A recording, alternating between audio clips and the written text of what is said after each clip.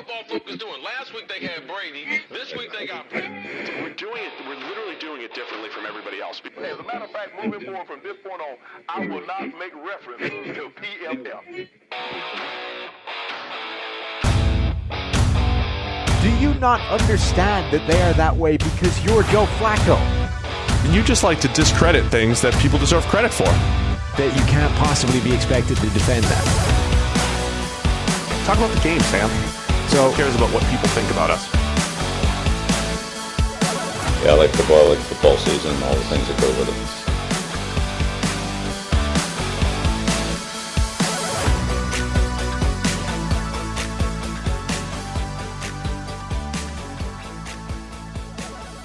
Welcome into the PFF NFL Podcast. It's back. Steve Palazzolo, Sam Monson here, previewing Week 5 of the NFL. I brought it back just for you, Sam. But let's get right into the action. Actually, no, first, I want to tell you guys about my friends over at Monkey Knife Fight. I think you guys have heard us talking about this, but listen up to this deal, because any first-time depositor at Monkey Knife Fight that puts at least $20 into their account while using the promo code PFF will receive a free PFF Edge annual subscription. That's right, a $40 value for just $20, and you get the opportunity to turn that 20 into even more money playing daily fantasy and prop games at one of the fastest-growing fantasy sites in the U.S. Go to Monkey Knife Fight, deposit your 20 with the promo code PFF today. Receive a free PFF Edge annual subscription, and we all profit.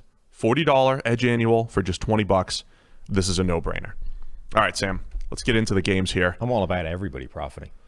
That's what we're trying to do here. We have millions and millions of listeners, and we're just trying to help you guys out.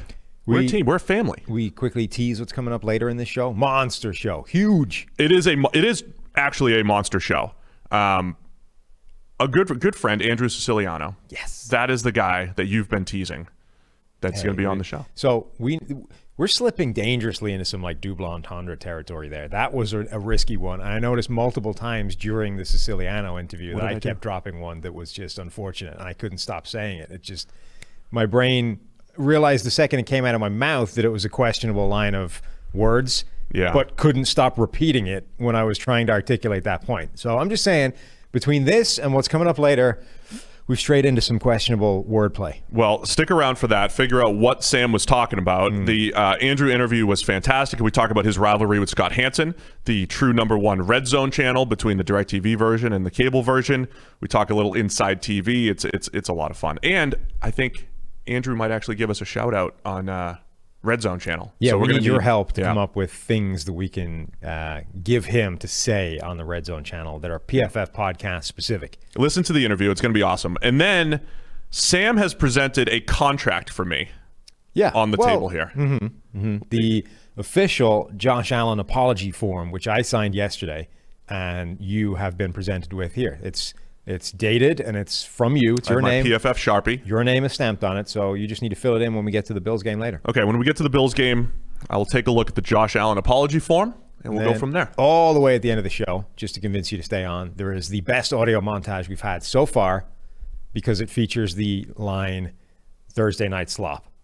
The Thursday night part is great, which is, of course, in reference to the Broncos and the Jets from last week. So, but could be applicable to most Thursday night games. Stick around for all of it. It's an action-packed show, and we're going to get started right now. Speaking of which, Thursday night football. Yeah. The Tampa Bay Bucks and the Chicago Bears. If you guys have already seen this game, congrats. It was an awesome game. Bucks by 3.5 as of recording time right now. This is despite Chris Godwin being out. O.J. Howard's out for the season. Mike Evans is questionable, game time decision. Scotty Miller is questionable, but likely to play. And then Justin Watson, literally the top 4 wide receivers on the Bucs, all depleted, and their top tight end. But the Bucs still favored by 3.5. Tyler Johnson season. Tyler Johnson, maybe. This has a chance to be better than Thursday Night Slop. Like, this has a chance to be a game.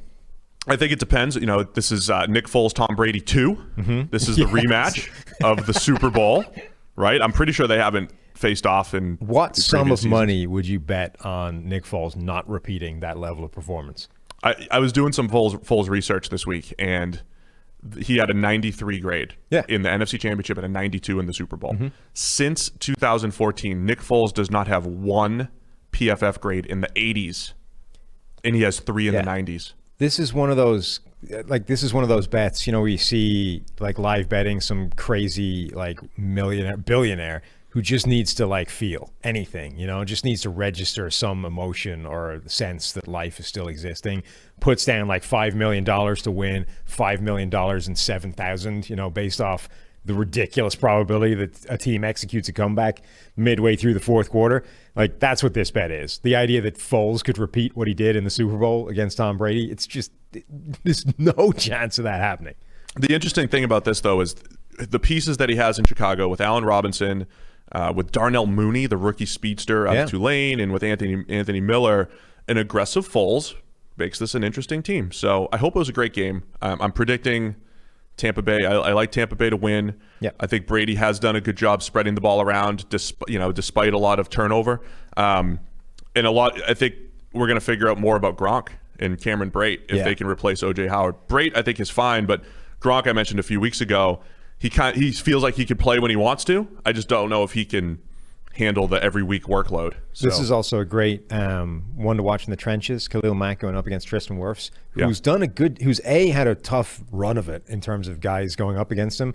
B, he's our buddy John Ledyard talked about this, and he's actually shown a particularly impressive ability to specifically react to the sort of signature move of the guy that's going up against him. Yeah.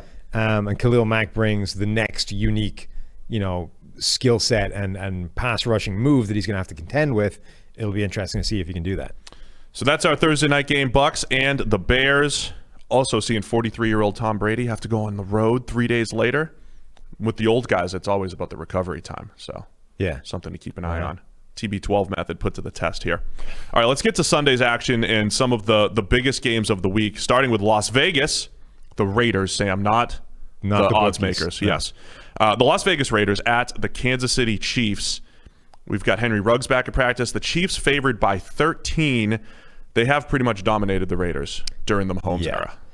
Yeah, it's pretty hard to see how the Raiders win this. Like the game against the Patriots kind of showed just how problematic the Chiefs are. Like the Patriots did as good a job as you can possibly do at slowing down that offense, and they got some turnover luck. Okay, they got screwed out of one that I think the late whistle thing. They should have had another one. But like they forced turnovers, they caused Mahomes problems, they made him make mistakes. It still didn't matter. Like, but if they didn't have Brian Hoyer made equally detrimental mistakes. Sure. Red zone sacks, red zone fumbles, interceptions, the whole thing. But the point is, you were watching this game go, and you're like, this is as good as you can possibly do against them, and they're still like closing in on 30 at the end of the game. Right. Like it's so with a pick hard. Six. With a right. Pick But six. it's so hard to keep this team down, and that's if you do like the perfect job. The Raiders can't do the perfect job. In fact, they can't come close to the perfect job. So he's going to put up 35. At which point, your starting point for this game needs to be, we need to score 35 on offense to even be in the game. And can they do that?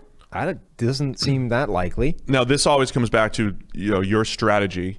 The Patriots were executing the strategy you said. Keep the ball away from the Chiefs and play good defense. But that's the playing good defense part isn't really a strategy, because if people could do that, they would have done it a couple years ago against Mahomes. The Patriots are equipped with Belichick leading the way with their personnel to mix up man and zone as they did, to take away Mahomes' best weapons.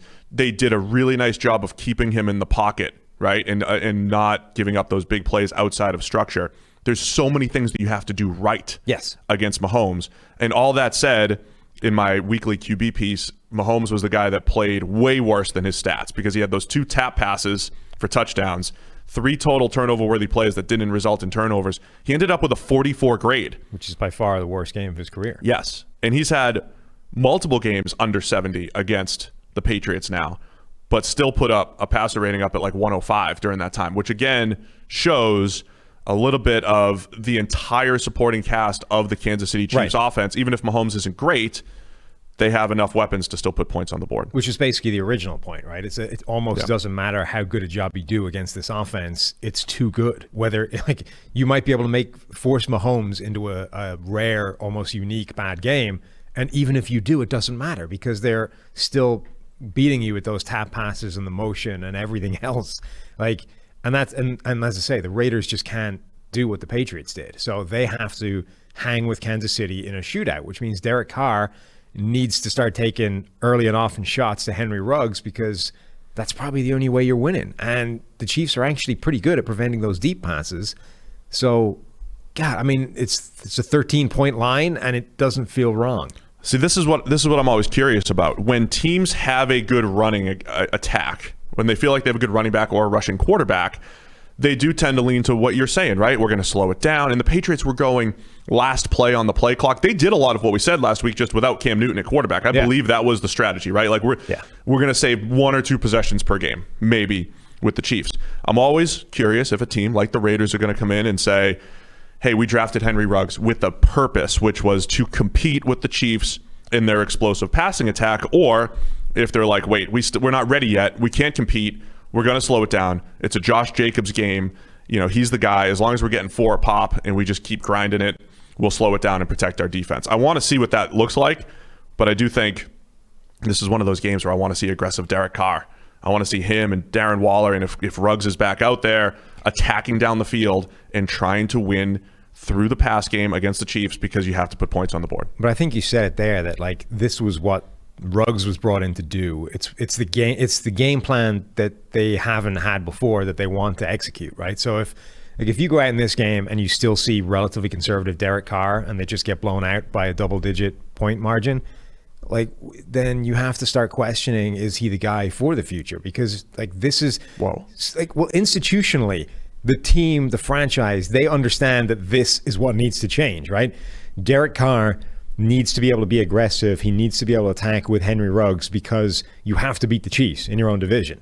So this was the plan. And if he still goes out there and takes checkdowns all day long and doesn't be notably more aggressive in this game, then like, what are you doing? I hear you. I want to see it. I want to see Carr attack. My concerns are with the Raiders in the secondary. I'm less concerned about their pass rush, because they don't get home as it is.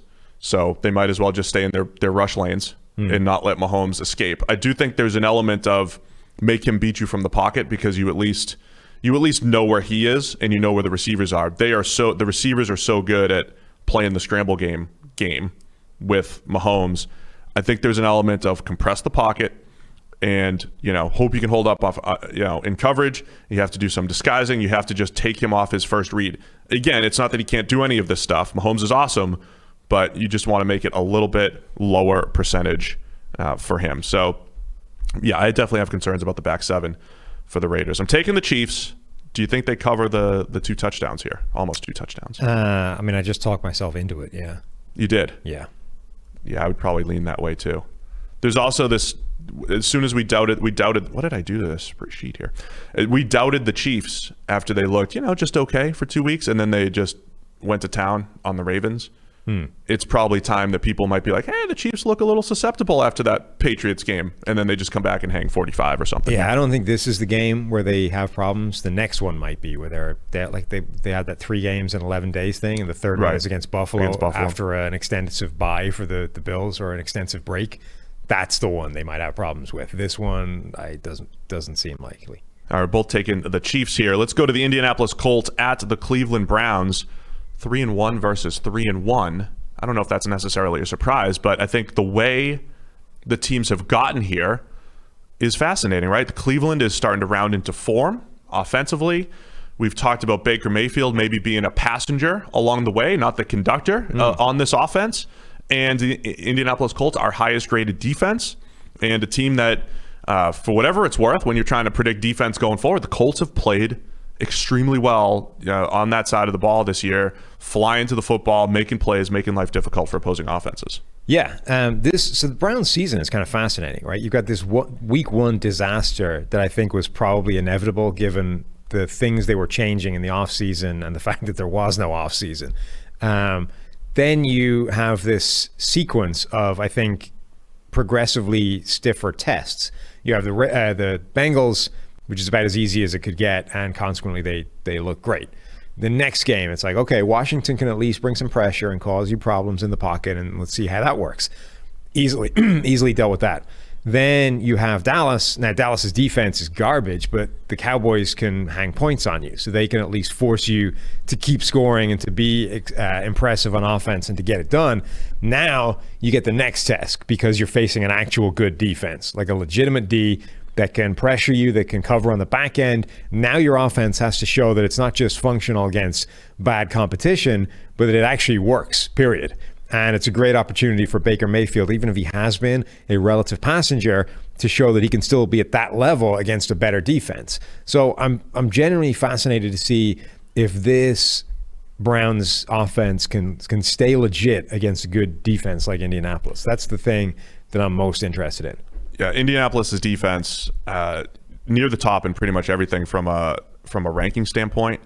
As I mentioned, overall defense, they have the highest grade. From a coverage standpoint, they have the highest grade. Pass rush is 7th. So, it's only 4 games. They've only given up 56 points total, with 27 of those coming against the Jaguars. Last 3 games, 11, 7, and 11. So it's a nice little stretch. We always point to the opponent. Yeah, the Jets, Foles-led Bears, which could be all over the place. But yeah, holding the Vikings to 11, even with Justin Jefferson's breakout the last couple of weeks, the Colts have done a pretty nice job. The thing I'm looking for on offense for the Browns, too, Wyatt Teller is our highest graded guard ever through 4 weeks. We're talking better than Evan Mathis, better than Zach Martin, Marshall Yanda, Wyatt Teller, and shout out to PFF Timo, who wrote a piece about just progression. And I cite this all the time, and we studied this years ago. We've been here for years, right? But we never had that full-on R&D team the way we do. We studied it a little bit, and we came up with the idea that offensive linemen take a little bit longer to progress. Moo put a little bit more hard numbers to it, and it was like year 3 and 4, legitimately the year where guys can take a step forward.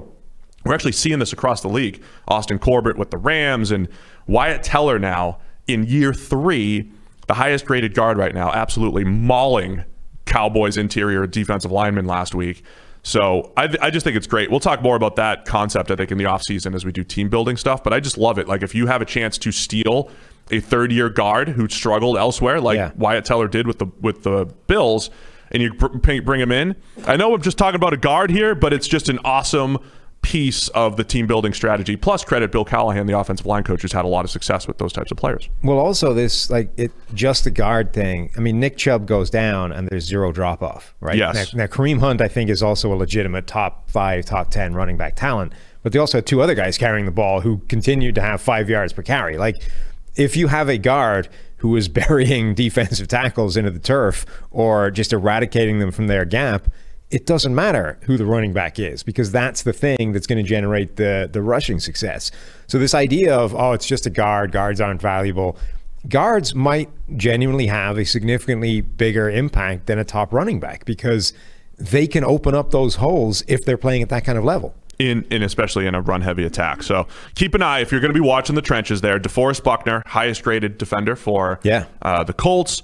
His matchups with Wyatt Teller when they're opposite each other. Buckner has a 90-plus pass rush grade so far this season, 15 pressures, and that has looked like a really nice move for the Colts, which I thought at the time, I loved the move for the Niners because they weren't going to be able to pay Buckner. But it was also, you talked about it a lot, it was a good move for the Colts because they had the money. Well, they had the money, and they were happy to give that to the guy that had been in San Francisco. Like, so far, he's on course for a way better season than he ever had with the 49ers. And they were happy to spend the first-round pick and the giant contract on that guy. Like, if you were happy about that, how much happier are you going to be that he's on track for like a 10-point grading bump this season? Like, they must be loving life in terms of how the Buckner thing has worked out through the first month. Yeah, and I think the story of this Colts defense is they've spent so many years just adding young guys to the mix, and you got a Darius Leonard who has played like a top 101 player, I would say, and one of the best linebackers in the league. But the contribution they're getting from Buckner, the contribution they're getting from ex-Xavier Rhodes, and from Justin Houston, who's been there, but it's the veterans combined with the youth movement that they've had over there in Indy. And this is starting to finally come together. So I'm going to love this matchup against the Browns. Colts by 1.5 on the road here. You talked about the Browns maybe playing it closer with the Cowboys than we expected last week, and they crushed them. Do you believe in the Browns again this week? No. I think against a better defense and against a good defense, we're going to see some more struggles. And I don't think we've seen yet that this offense functions when it's struggling. Like we've seen, if everything goes well, like this is the kind of offense as well. We saw this with the Vikings at times. When things go well, it looks great. When things don't go so well, it doesn't have as many answers, and it tends to struggle a little bit. And I think that's where I get these sort of Kirk Cousins feels about the Baker Mayfield situation again, right? It's for the same reasons that when things kind of go badly, he doesn't really feel like the quarterback that's going to make up the difference. So I think the Colts defense will cause problems, and I don't know that Baker Mayfield is going to be the guy that offsets that difference and means that you won't see the drop-off. So I'm going to lean Colts, but I think it's going to be because Phillip Rivers has got to make some plays in this one. They're going to rely on Rivers a little bit more than they've had to the last few weeks. He has not thrown the ball down the field all that well, but I think they're going to need to. The pressure watch, 27 pressures all season. I don't have any cool numbers that show like, hey, he got pressured 27 times, like 5 different. He may have actually been with the Chargers 27 times in a game. That probably happened a few times. Well, there was a game where Dombrowski coughed up like 18, so true. That could have hit 27 easily, right? So yeah, only 27 times pressured for Phillip Rivers through 4 games. So keep an eye on the O-line and Myles Garrett moving around. And I picked Myles Garrett as Defensive Player of the Year coming in. That could be one of my actual only predictions that comes true with his 3 forced fumbles, getting after it. So I'm still liking my Seattle to win the division pick. You did nail it. Was pilloried.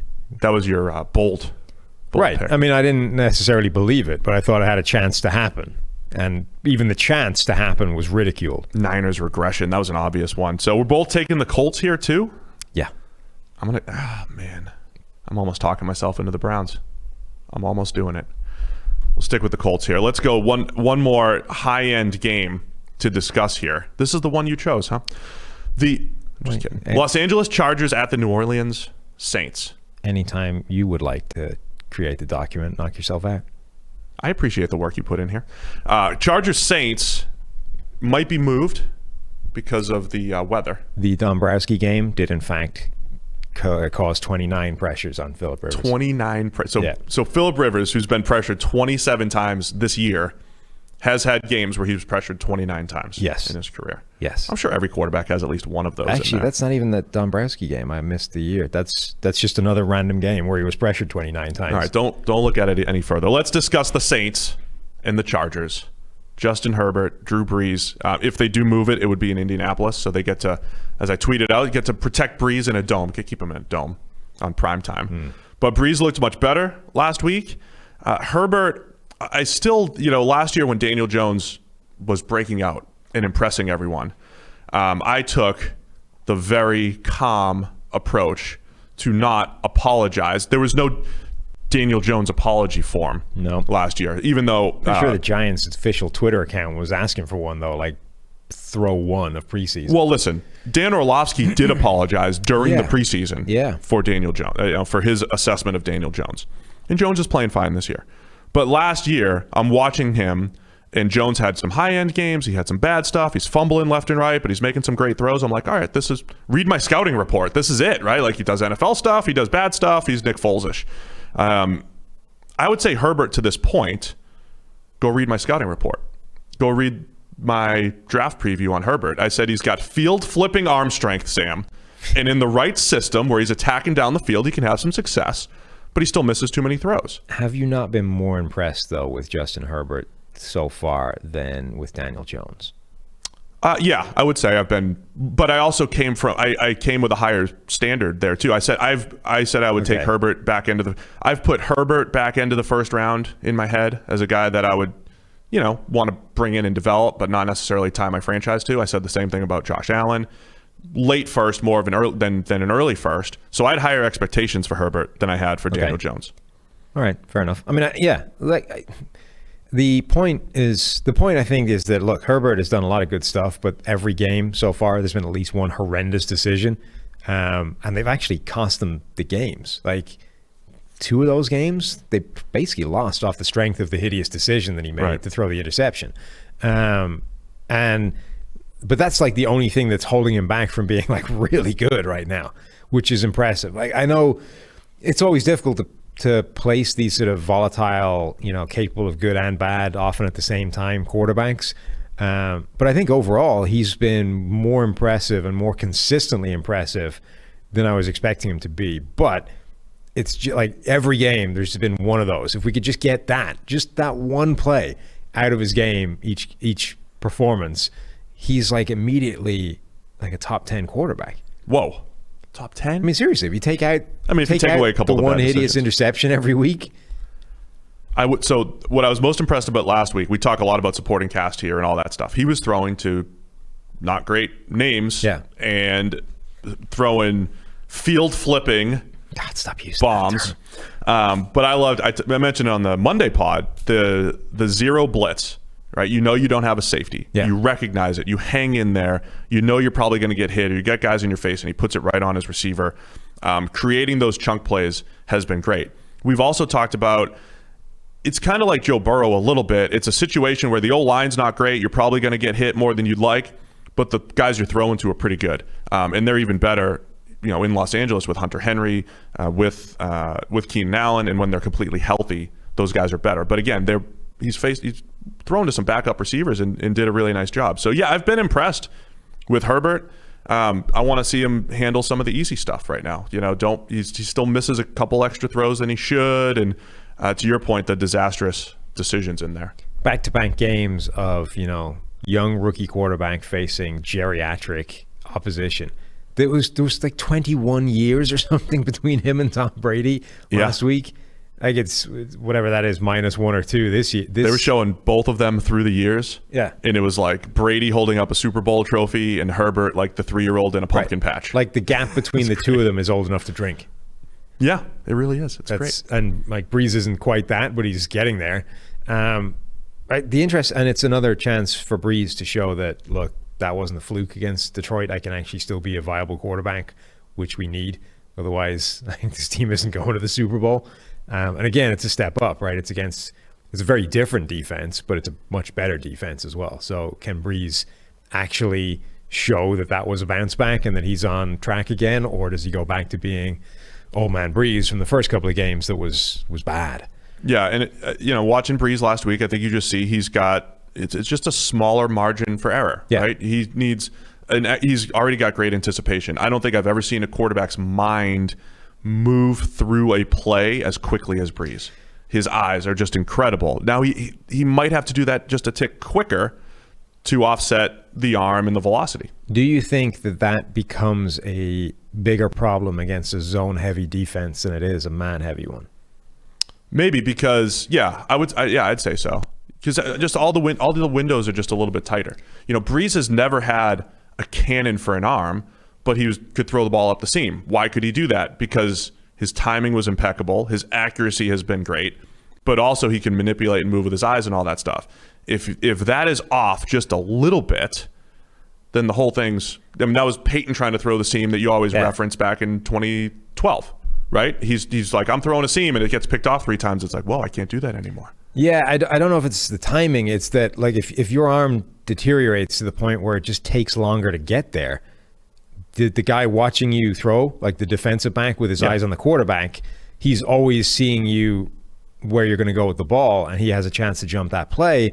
If the ball simply takes longer to get to where it's supposed to go, you have longer to make that play. So in the past, it didn't matter that you saw it coming. You weren't going to get there in time because the ball was hitting the guy it was supposed to hit before you could make the play. Now it's taken just a little bit longer. The fact that you're half a step, or you were half a step behind, the difference between the two might be that half a step, and suddenly you can make a play. Against man coverage, in theory, it doesn't really matter because the guy's not looking at you anyway, right? So you just have to be able to adjust your timing so that you hit the guy in the right spot and you're good. But zone, you're dealing with the idea of they get to see what you're doing with the ball. And if the fundamental problem is the velocity with which you're throwing it is now smaller, lower, so that it takes longer, it's just simple physics. They have more time to operate and more time to make a play. So yeah, I completely agree, and that's why I said it's just a smaller margin of error, and you have to be a little bit earlier. So you have to, and Breeze has a lot of these passes, like he'll throw a deep out or a deep comeback, and he'll just throw it to space. And every quarterback has that to a point, but Breeze throws it really early, throws it to space, trust that Emmanuel Sanders is going to get there, whoever's going to get there. And the velocity doesn't matter on that. You just lob it up, and you just know it's going to get to the area, right? You can't do that up the seam as much. So I think that is where you're losing some of the passes that have made the Saints so difficult to defend through the years. I once again do want to see teams come up and make him.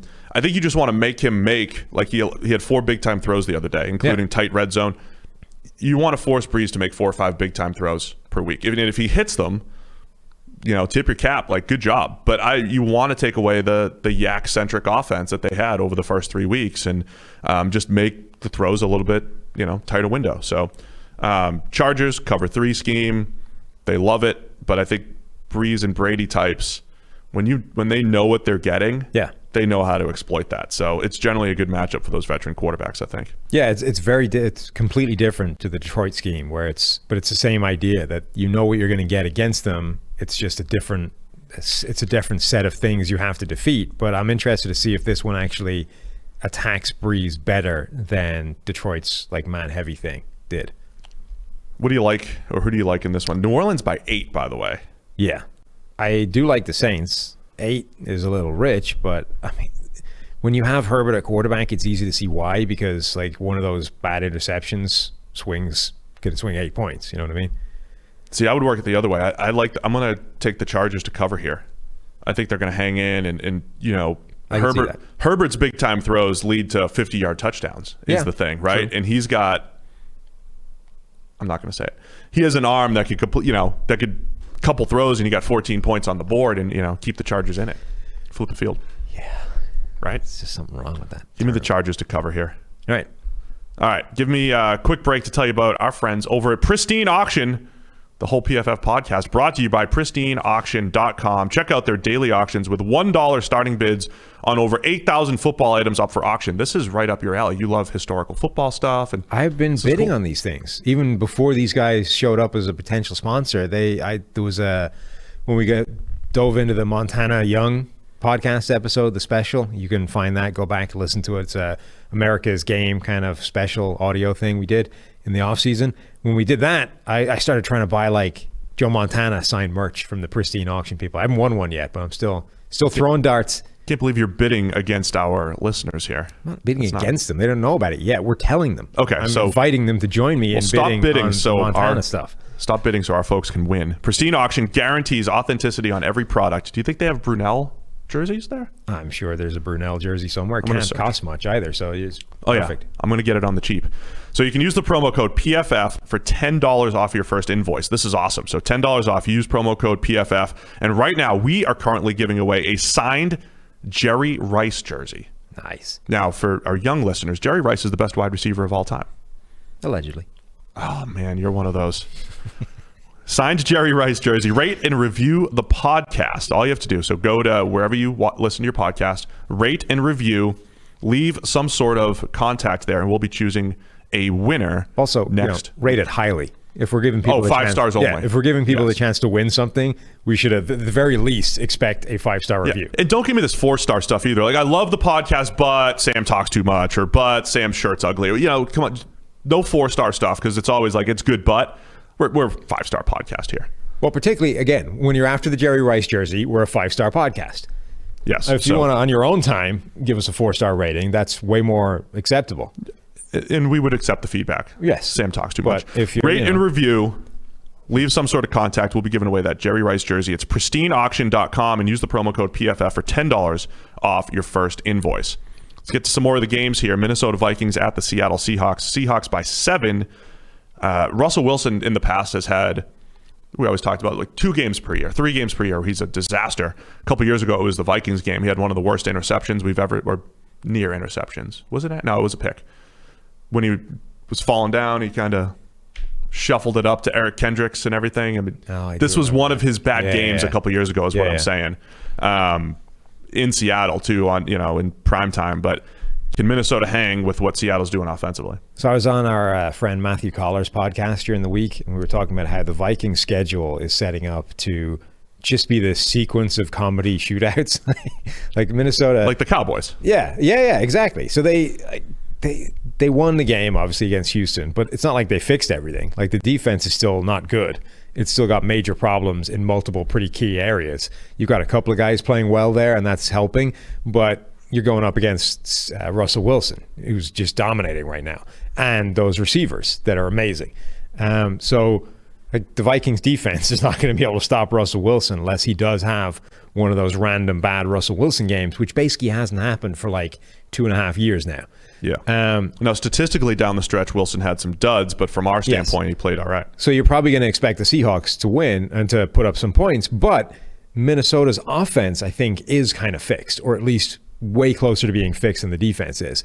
Justin Jefferson being put into that starting lineup changes the offense. It puts it back to 2019, where you had Stephon Diggs and Adam Thielen both giving you a threat, which opens up the run game, which makes the offensive line better, which makes Kirk Cousins better. Like, everything is immediately changed by just swapping in that one guy to the position that needed it. I don't think that Minnesota wins, and I don't think they can stop Seattle scoring. On the other hand, their offense is not a joke anymore. So this game and the next few are actually setting up to be this pretty... The Vikings might not win another game for a while, but they're going to be pretty entertaining, I think, in losing. Justin Jefferson has the highest grade we've given a rookie receiver through 4 games. Yeah. Ever. He's also the highest graded receiver in the NFL. He's also the highest graded receiver in the NFL. Despite essentially being a passenger for 2 games. Yeah. So he's broken out. I want to see him going up against those Seattle corners. Seattle needs to play better on the back end. In their pass rushing, I do Seattle radio every week, and they're like, give us the update on the pass rush. And I'm going through their guys. I'm like, this guy's got, LJ Collier's got 5 pressures on 150 rushes. I mean, it's Jaron Reed. Yeah. And Benson Mayowa had a nice pass rush that led to an interception the other day, but still, as a unit, they have single-digit pressures on 150 rushes. It's just not enough. And Jamal Adams is out, so their best pass rusher isn't playing. Right. So Minnesota doesn't like to play shootouts, though. It's the Kubiak but they don't have a choice. System of, do they try to rely on their run game and slow this thing down? And do they try to not play a shootout? Zimmer doesn't want to do that. They might try and not. I just don't think it's possible. Like, not playing a shootout, it doesn't really matter what you do on offense. Like, it's contingent on your defense being able to stop somebody, and I don't think they can. Like, thank you for finally admitting that. They're going to be in a shootout whether they want to be in one or not. They might attempt to not. Like, functionally, that offense is not going to go out there with the design of, like, let's just score every 3 seconds and let's try and win an Arena League game. I just think this game is going that way. Like, it's going to be a shootout. Seattle is probably going to go to a lead of some description, and you're kind of going to be forced to hang with them. DK Metcalf is averaging 25 yards per reception. Yeah. Now, Jefferson is up over 21, so it has the 2 highest. Yeah. But 25 yards per reception. And DK, because he has 4 drops, he saved that average by dropping a few passes. He's probably like, this is only a 10-yarder. Can you drop this thing. Can you imagine the comedy of Cameron Dantzler covering DK Metcalf? Oh, man. There's like a 50-pound swing between the two of them. I need that in my life. What's DK, like 230? Yeah. It might be more now. There's like 50 pounds between those 2 guys. He's like a speedy David Boston. That's half the difference between you and me, and you're like twice the size I am. Well, that's must-see TV just for the matchup. That's what I'm saying. Seattle by 7. Think they cover? I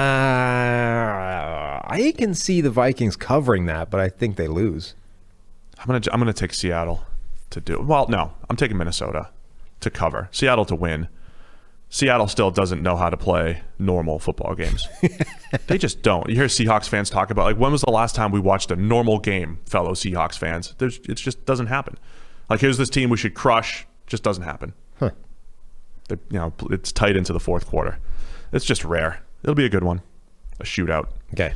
All right, let's get to the Buffalo Bills at the Tennessee Titans as of now. Is this game happening? Like, what the hell is what is going on? Line's off because the Titans still continue to have positive tests. Reportedly had a workout last week. Yeah, they shut them down because of COVID, and they elected, instead of being shut down and isolating, to go and hold their own individual workout. Are we going to preview this thing, or are we going to... No, I say, look, I don't know that there's any way this game can happen. So instead of previewing it, look, the Bills are good, the Titans are good, although half their team has COVID right now. So even if they play, they're not going to be good. Let's say if it goes ahead, the Bills win fairly comfortably. Josh Allen looks good again. Speaking of Josh Allen, What's on the desk there, Steven? I saw you tweet this out yesterday, and this was like, man, a humble moment from Sam. This is the Josh Allen apology form. Oh.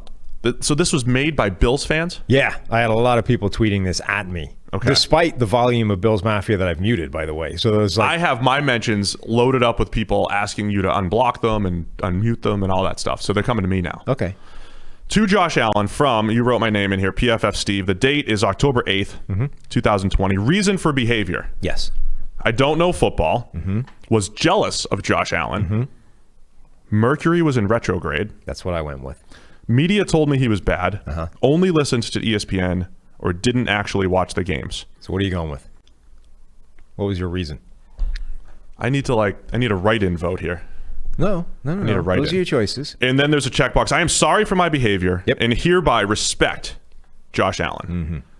The apology needs to be as loud as the disrespect. Well, it doesn't get much louder than on our podcast with millions of listeners. It's true. So we've had loud disrespect for Josh Allen. Also, YouTube. I mean, this is on camera. This is perfect. So, what are you going with? What was your excuse? What's your reason? Why Here's what I'm did going you with. disrespect Josh Allen? Here's what I'm going with on the Josh Allen apology form. Oh, no. That's a bad decision. There's no apology today. That's a bad decision right there. I nailed it on the analysis. Minus about a 10% swing in completion percentage. That's quite that a is big inflated by a league where everybody's throwing at 65%. I nailed it on the analysis. That's it. I said coming out, any of those quarterbacks will have seasons where they're the best quarterback. And here we are. I am not ready to declare anything for Josh Allen after 4 games. I'm not. Has he played well during 4 games? Absolutely. Good for him. Nice job. But I said when Baker and Lamar and Darnold and Allen, when all those guys came out, I said there'll be some years where Josh Allen might have the best season or Sam Darnold might have the best season. I think I need to apologize for that take, maybe, the Darnold take. But the reality is they want us to apologize for the last 2 years. He was not good the last 2 years. That is truth and fact. They won despite Josh Allen last year. Now this year, through 4 games, he's been fantastic. Accuracy's improved, pocket presence, feel. Didn't even have a turnover-worthy play last week for the first time in forever. Good job. But he still should have 3 interceptions. Still fumbled twice so far through 4 games. It's 4 games. And coming into the season, I said, I can see MVP caliber numbers for Josh Allen and high touchdown totals because you've got 3 legitimate receivers, now actually 4 legitimate receivers, and I credit the Bills and their front office and their coaching staff for everything they've put around Josh Allen. The only thing I need to apologize for is I said he would have this season with a 59% completion percentage, and he's at 70 right now, which is also like 12th in the league in the 2020 NFL. So there's my apology to Josh Allen. I'll see you in a few more games, maybe, but I need more data. I would just like to officially distance myself from this take from Steve. How the tables have turned. I have signed my apology for him. I spent all summer telling everybody at PFF, stop taking shots at Josh Allen. Just cut it out, all right? It's quarterback evaluation. Different stuff happens. Have an open mind. Don't be hot take artists. And I had a neutral, nice take. He hasn't shown much yet, but he could. He's got all the high-end potential. We even made the point last year. Look at this. He graded incredibly on passes up to 20 yards, and he was so bad on 20-plus yard throws, and you kept saying, he can't hit a deep ball. He can't. I said, no, because when you have receivers and they're more open, you're going to hit deep ball. You're going to produce down the field. And all of a sudden, that's what Josh Allen's doing. I nailed it. I nailed the analysis on Josh Allen. So I'm not apologizing for anything. You were off by 12% in completion rate. It's one stat. Who cares? As his ceiling. Who cares? You were wildly off. I wasn't expecting him to grade this well, but it's 4 games. Yeah. It's a 4-game stretch. I'm just saying. Send me the I didn't think Josh Allen could play this well in a 4-game stretch note, and maybe I'll sign that. I'm not apologizing for anything. I wouldn't want to Analysis was nailed. Bills Mafia bear the way you just did, but all right. That's PFF_Steve on Twitter, Bills Mafia, if you would like to, swing in there with the meat cleavers. Do you think we got all of Buffalo to listen to this pod maybe for the last time? Did I do that? I want Buffalo fans to be with us. I'm crediting your team. Anyone that came back because I signed the form is busy writing you hate mail right now. I do want to say I've been very impressed with Josh Allen through 4 games. No, you can't walk He's it back played now. great. You just tore up the form. I'm saying there's a difference between acknowledging how well he's played through 4 games, which has been good, and then apologizing for my correct analysis. No, you just burned the entire bridge. You're done. You are going to be harangued by Bills Mafia until the day you die now. I bought a T-shirt and signed a form. You just antagonized him by tearing it up. Your humility has really played well on social. That's been good. Nice job. Oh, dear. You're done. You're never going to be able to go on Twitter again. I'm just not apologizing. Just not apologizing for correct analysis. Steve is so screwed. The guy doesn't even know. So I'm taking Buffalo this week if they play. Yeah? Yeah. Okay. Go Bills. Carolina Panthers at the Atlanta Falcons. What are we looking for in this one? Panthers, look at this. Matt Rule turning things around. So if you look at these two rosters and you're looking at Matt Ryan and all the playmakers for Atlanta, and the defense looks poor. Yeah. But you've got Carolina, and they've got some nice playmakers, and game manager Teddy, and a defense of young guys and no names. Like Atlanta should be the team that's 2-2 here instead of Carolina. Yeah. So everyone is crediting Teddy, right? He's showing some flashes or some plays. They won game. He's not playing that well. He's not playing that well. Really isn't. And there's some plays there that should have been punished and haven't been. And it's sad because everyone loves Teddy. The dude almost lost his leg, let alone his career. I think he'll cut down. Like turnover-worthy plays are way too high right now. He'll cut down on those. He'll be fine. Alternatively, he won't cut down on them, and he'll start getting punished for them, and then things look bad. Yeah, but again, I think this goes down to the supporting cast concept and the play calling, and the supporting cast is pretty good. That's what I mean. Yeah, that's why his statistics are pretty good. Plus, yeah, I mean, he like week 1 he had a completion right through a linebacker's hands. Yeah, he's had some easy touchdown passes in there and all that stuff. So yeah, I think the production's inflated a little bit right now, but I think he'll play a cleaner brand of football, and the offense is doing a nice job. A little bit. I'm kind of expecting the other shoe to drop at some point in terms of those mistakes starting to punish them as opposed to just going by unnoticed. Yeah. He didn't do a good job of avoiding safeties last week, and it just didn't come back to bite as much as it should have. Why are there so many garbage defenses in the NFL in 2020? Well, go back to our preseason stuff, and we said the only season we can compare to is 2011. Yeah. And 2011 was a record season for passing across the board. Yeah. Then also the holding calls. Yes. Right? That's part of it. So Eric's got to go in. Our Green Line, if you have PFF Elite, you check out PFF Green Line. That's where you get all of our game picks and all that stuff. Eric has to go in and make adjustments for the league and just say, look, the league, we predicted this, and then the league's completely changed. It is fascinating to me that a league can actually calibrate scoring the way they want to. And of course, baseball did this. I'm not going to get on a tangent. I'm not.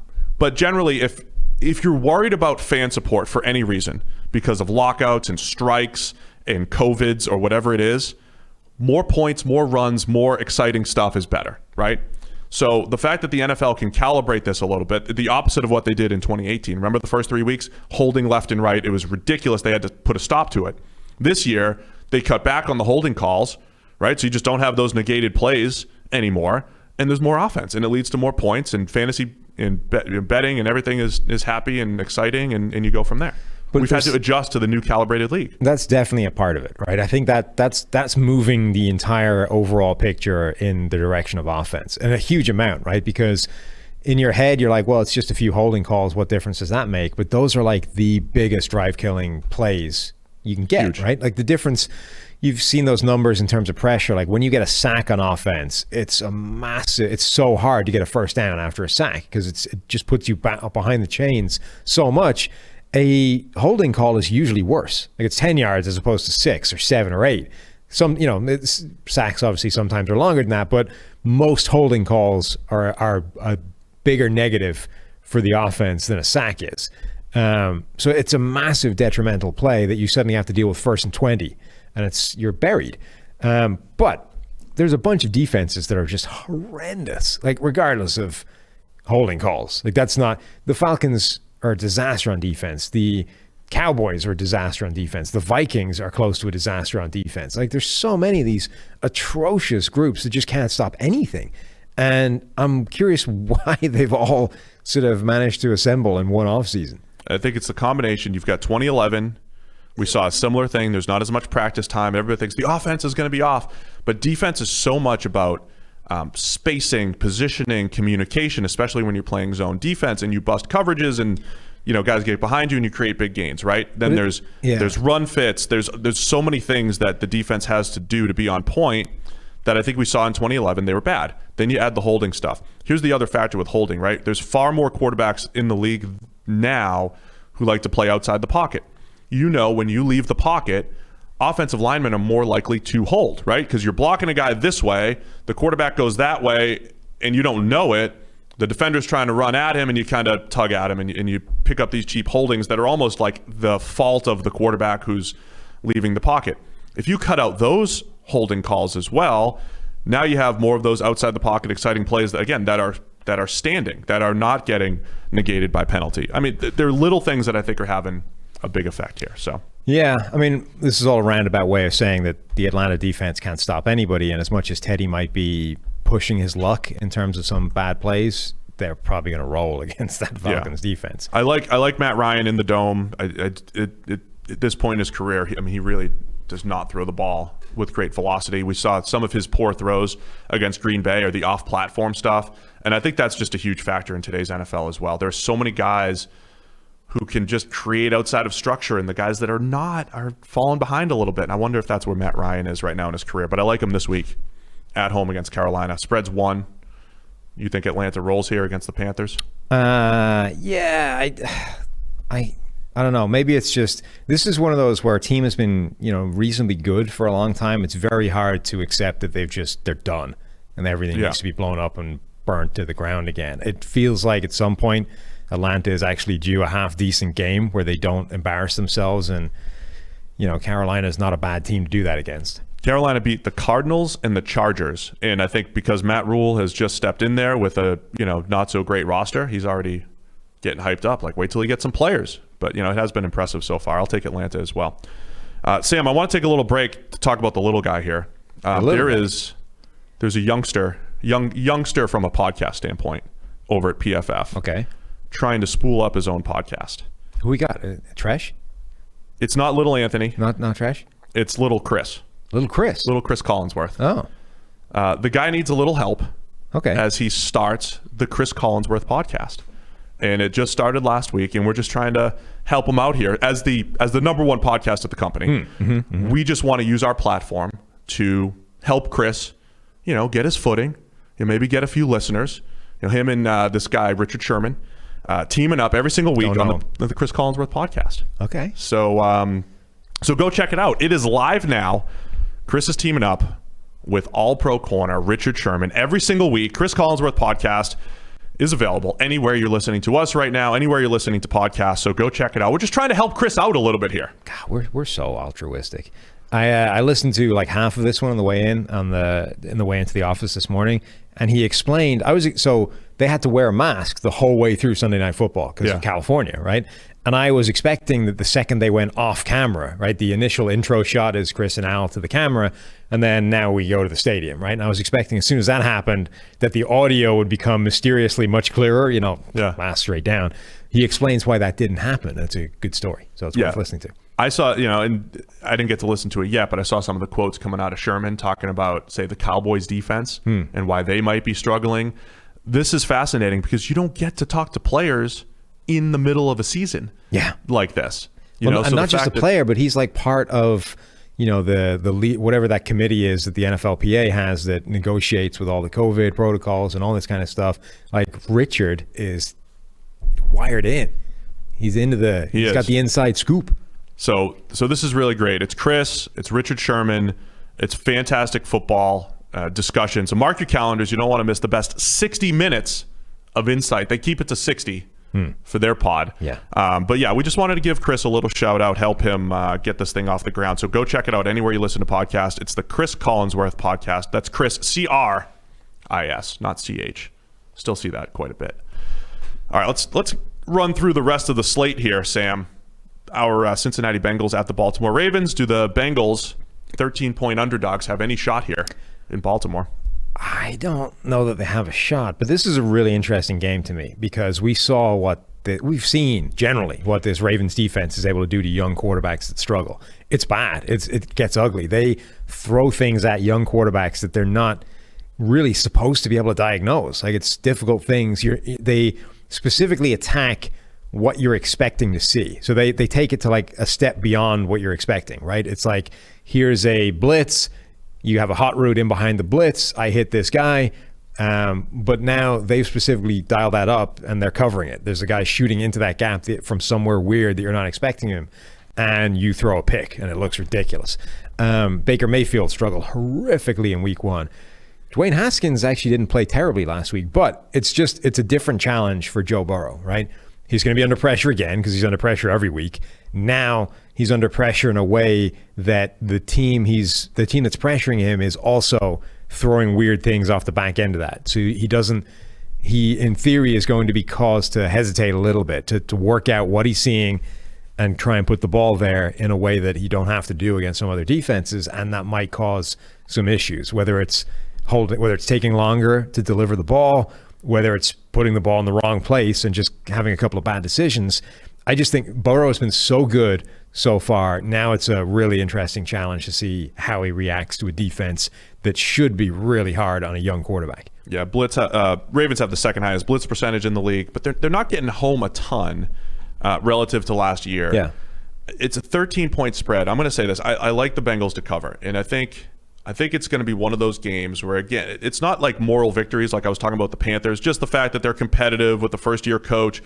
But I think that's going to be the year for the Bengals. It's going to be a year of positive moments for Joe Burrow that just bring optimism for the future. And I don't know. I think the Bengals might be unblowoutable at this point. Unblowoutable. I don't know if they could be blown out with Joe Burrow at the helm. Okay. I think it's just a different team. It's going to be one of those games where he might not even have the best game, but he's going to hang in there, keep it close, might even be within a score in the fourth quarter, and he's going to have a chance to pull off an upset against the Ravens. That's what I'm feeling in this game. So I like the Bengals to cover, the Ravens to win, and I think we just continue to be impressed by Joe Burrow and everything that he's bringing to the table. Yep. Every single week. I can see that. Let's go to Jacksonville at Houston. Bill O'Brien is out. Houston is a 6-point favorite here. Once again, I do Houston radio, and all the folks are like, this is the lock of the week. Because you get the new coach in there, you get a little pep in the step across the building, and Romeo Crennel's taking over. Yeah. Houston, are they a lock at -6 here? No, I don't think they're a lock. This Texans team isn't good. That's part of the issue. They've got a bad schedule to start the season. They've got a bad schedule for the rest of the season. Jacksonville is quite a nice middle, break essentially to the nightmare of teams they have to face. But fundamentally, this team isn't in a good place right now. And yeah, getting rid of Bill O'Brien might have a nice effect in terms of just improving the atmosphere all around. Whatever about GM Bill O'Brien getting head coach Bill O'Brien fired. There's reports that he was getting into some shouting matches with players and coaches and stuff. That's the signal that the atmosphere generally was in a bad place in the building. And there's that stuff has an effect. There's no knowing what it does. We work in an office, and we've had shouting matches in the office here. And But my point is, there's no way of identifying what effect just alleviating a bad atmosphere has on a place. And I think it could have a significant one, but it won't have a more significant one than the fact that the playing talent is the same and they haven't been playing well. Unless J.J. Watt stops playing averagely, there's nobody on defense that's going to get any pressure. Unless the secondary figures out how to cover, they're not going to be able to stop DJ Chark. Unless Deshaun Watson gets more comfortable with all his receivers, they're not going to be able to carve up Jacksonville. So, I'm not ready to say now that the problem is gone, they're going to roll.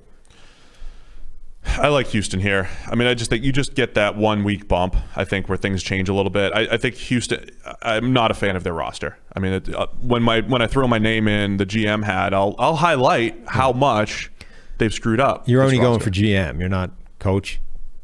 No, I don't think I'm. Not ready for that. Okay. I'm pretty realistic here. Going in and being a general manager is enough. I'm not going to take coach and play calling duties and all that stuff.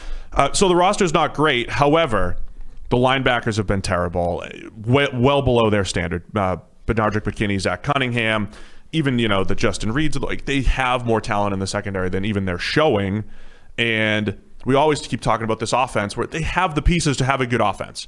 So whatever adjustments they're able to make this week, I'm just assuming they're going to be able to make some and and take advantage of some of the personnel that they have. So I like Houston here. I think they win, but I think it says more about the fact that Jacksonville have struggled badly the last couple of weeks than it does about Houston suddenly being good. Yeah, this will be an interesting one. It's not exciting on paper. I do want to see how the Texans bounce back, though.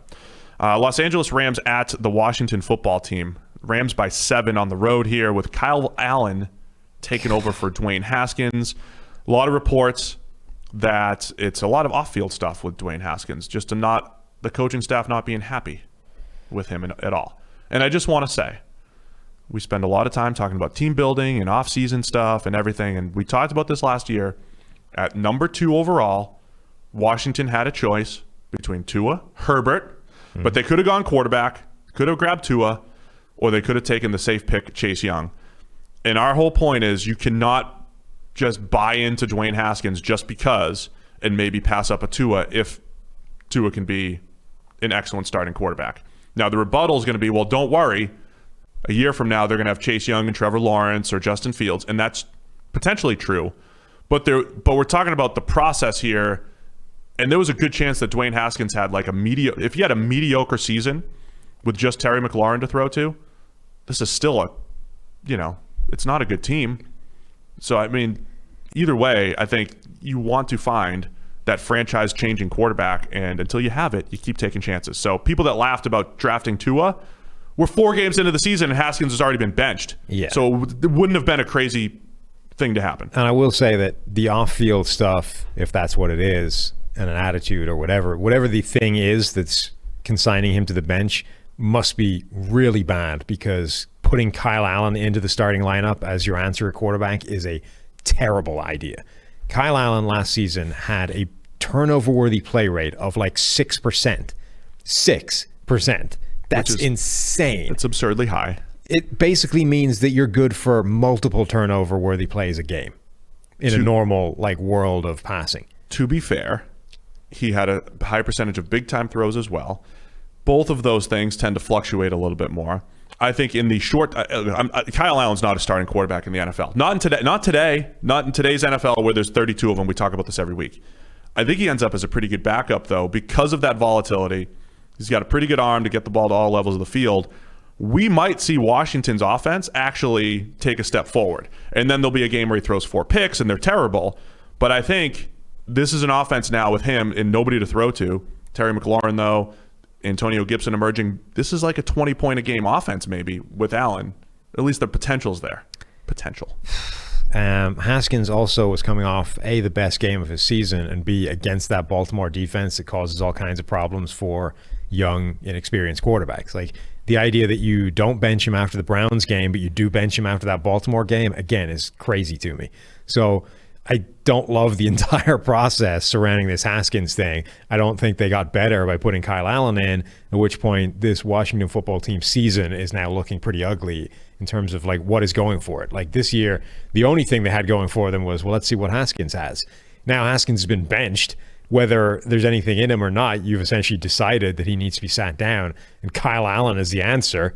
And any question to which Kyle Allen is the answer is not a question I want to be asking. So this is bad. This is ugly, and the Rams will win.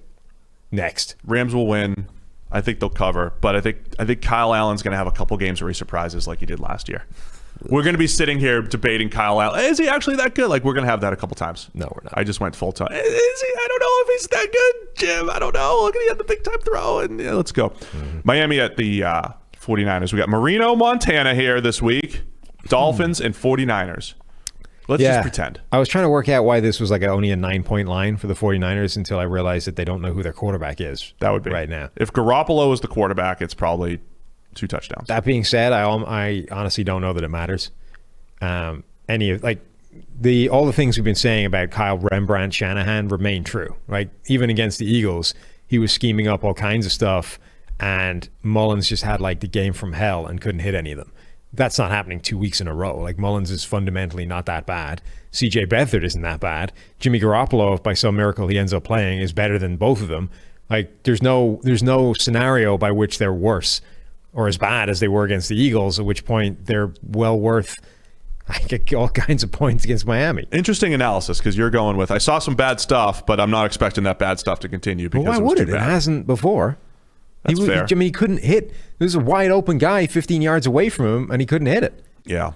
I'll be watching the trenches in this one because, you made the point the other day, like, Tua's not coming in until the O-line is showing signs of life.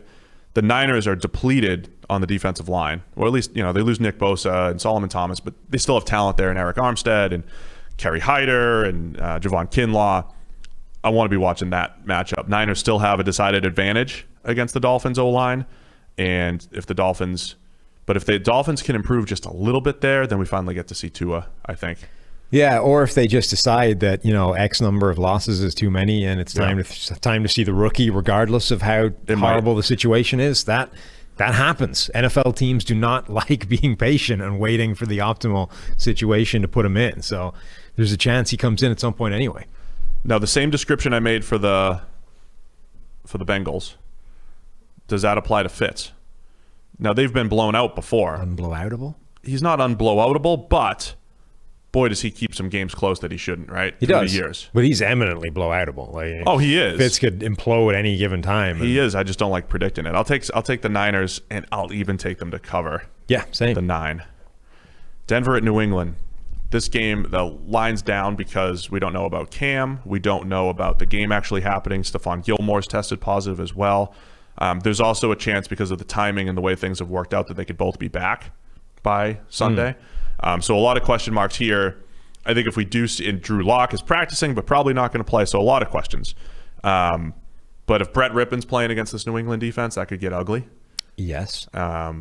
Equally, if Drew Lock is playing against this defense, it could get ugly. Drew Lock also, once again, why people were very quick to crown Drew Lock as a franchise quarterback, and I keep coming back. Like, are there not a lot of Drew Locks and Dwayne Haskins around the league right now? Aren't there a lot of those guys? I made the point at the time, and you'll back it up with a number later, that, look, so much of that optimism was based off simply not being Joe Flacco. Like, Joe Flacco, as right now, is as depressing a quarterback as you could possibly have leading your franchise. Just not being him and being 22 is a reason to be optimistic. Like, that was he looks like a young Joe Flacco, big arm. And right, but that was the sell. Like, it wasn't that, hey, what we saw from him was amazing. It was just that what we saw from him wasn't what we saw from Flacco. So let's jump on that. Like, sure, there's still upside there, but we hadn't really seen that much from him. Yeah, I mean, I think, there's still plenty of question marks there. Same question marks for Jarrett Stidham for the Patriots if he ends up playing. He has now thrown a lot of passes to defenders for a guy that hasn't thrown a lot of passes, period. Stop.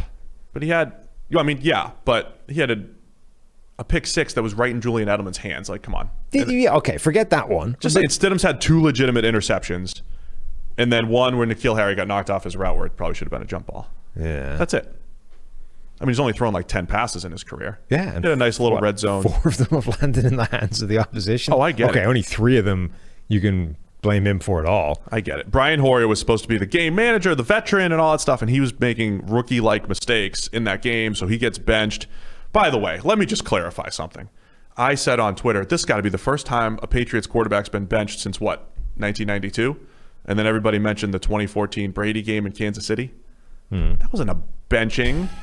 That was when you take your starter out at the end of the game in a blowout. Now, they were getting blown out.